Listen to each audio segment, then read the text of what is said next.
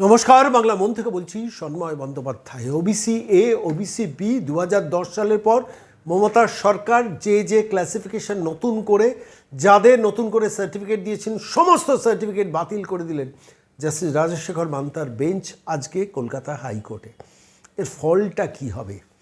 মমতা চলে গিয়েও কত সর্বনাশের শরিক হয়ে আছেন, আজকের এই রায়টা তার একটা প্রমাণ। আপনারা জানেন যে ওবিসি সংক্রান্ত ব্যাপারে মামলা হয়েছিল কলকাতা হাইকোর্ট, তারপরে সিঙ্গেল বেঞ্চ, সেখান থেকে ডিভিশন বেঞ্চ, সেখান থেকে জাস্টিস গভাই সুপ্রিম কোর্টের যিনি প্রধান বিচারপতি তার বেঞ্চ, সেই বেঞ্চ করতে করতে আবার স্থগিতাদেশ, এই করে দীর্ঘদিন ধরে টালবাহানা চলছিল।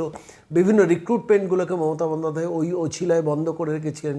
ওবিসি জট, আমি যাদের ওবিসি মনে করছি তাদের আমি ওবিসি ক্যাটাগরিতে বার করে নিয়ে আসবো, এই করতে করতে করতে করতে শেষ পর্যন্ত মামলাটা কিন্তু এই কলকাতা হাইকোর্টে ডিভিশন বেঞ্চে পেন্ডিং ছিল, জাস্টিস এর বেঞ্চে, রাজশেখর মান্থার বেঞ্চে। আমরা সবাই ভুলেই গিয়েছিলাম প্র্যাকটিক্যালি। বর্তমান রাজ্য সরকার বলেই দিয়েছিল যে বর্তমান রাজ্য সরকার 2010 সাল পর্যন্ত যে সম্ভবত 67টা ক্যাটেগরি যারা ওবিসি আছেন তার ভিত্তিতেই যারা ওবিসি ক্লাসিফিকেশন তারাই শেষ পর্যন্ত সুযোগ পাবে, অন্য কোনো ক্লাসিফিকেশনে সুযোগ পাবে না। অর্থাৎ মমতা বন্দ্যোপাধ্যায় 2011 ক্ষমতায় আসার পর যে নতুন নতুন ক্লাসিফিকেশনগুলো করে বাড়িতে বসে ওবিসি এ, ওবিসি বি নিজের ইচ্ছে মতো বিভিন্ন ক্যাটেগরি লোকজনকে ঢুকিয়েছিলেন, তাদের কোনো চাকরির আওতায় আনা হবে না, বর্তমান রাজ্য সরকার বলেও দিয়েছিল।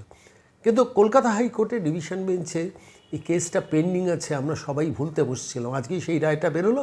শেষ পর্যন্ত রায় পরিষ্কার হয়ে গেল যে 67টা ক্লাসিফিকেশন বাম আমলে ছিল, বামেরা সরকারের থেকে যাওয়ার অনেক আগে পর্যন্ত যেটা করে গেছে 2010 পর্যন্ত, সেই ক্লাসিফিকেশনের ভিত্তিতেই শুধুমাত্র ওবিসির সার্টিফিকেটগুলো বিবেচিত হবে, তার পরবর্তীকালে কোনো সার্টিফিকেট আর বিবেচিত হবে না। কিন্তু প্রশ্ন হলো এখানে, যারা ইতিমধ্যে পরবর্তীকালে সার্টিফিকেটের ভিত্তিতে চাকরি পেয়ে গেছেন তাদের ক্ষেত্রে কি হবে? আমি যতটুকু উপলব্ধি করেছি রায় দেখে যে তাদের ক্ষেত্রে বিবেচনার মধ্যে এই বিষয়টি আসবে না।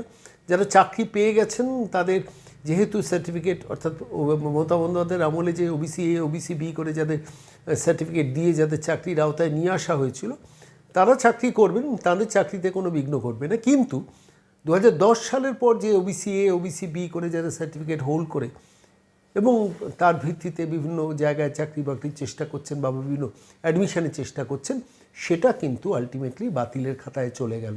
স্পষ্ট হলো বিষয়টা খুব পরিষ্কার। আমি আবারও বলছি যে 2010 সাল পর্যন্ত যে ক্লাসিফিকেশনে 67টা ক্যাটেগরি আছেন তার যারা সার্টিফিকেট হোল্ডার, সেই ক্লাসিফিকেশনের ভিত্তিতে যারা সার্টিফিকেট হোল্ডার তাদের কিন্তু কোনো সমস্যা নেই। সমস্যা হবে তাদের যারা এই নতুন ক্লাসিফিকেশন অর্থাৎ ওবিসি এ, ওবিসি বির আওতায় যারা চলে আসছেন তারা কিন্তু সমস্যায় পড়বেন। অর্থাৎ তারা এই সার্টিফিকেট কাজে লাগিয়ে কোনো জায়গায় কোনো বেনিফিট, সুযোগ সুবিধে বা অ্যাডমিশন কিংবা চাকরির স্কোপে পারবেন না। যারা চাকরির স্কোপের চেষ্টাও করছেন এই সার্টিফিকেট দিয়ে, ফলত সেই সার্টিফিকেটটা বাতিল হয়ে গেল।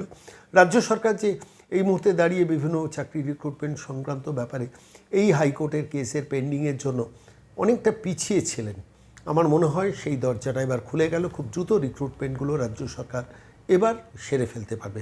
এইটুকুই আপডেট আজকে বিকেলে কলকাতা হাইকোর্টের রায়। সেই রায়ে কিন্তু সুদূর প্রসারী একটা এফেক্ট আছে। বহু জালিয়াতি করে যারা সার্টিফিকেট পেয়েছিলেন তারা কিন্তু পড়লেন এবার মহাসংকটে।